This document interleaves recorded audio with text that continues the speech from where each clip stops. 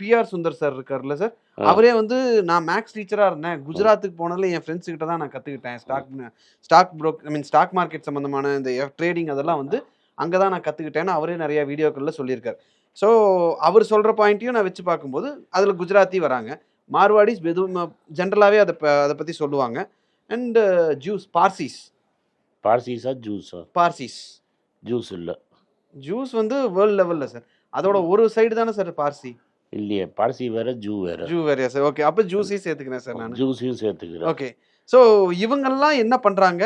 நாம என்ன பண்ணல? ஏன் நம்ம ஊர் நாத்துக்கோட்டை செட்டியாரையும் அதில் சேர்த்துக்கோ. ஓகே. நீ ஒன்னொன்னு நான் சொல்ல தமிழே இல்லைங்கிறிய.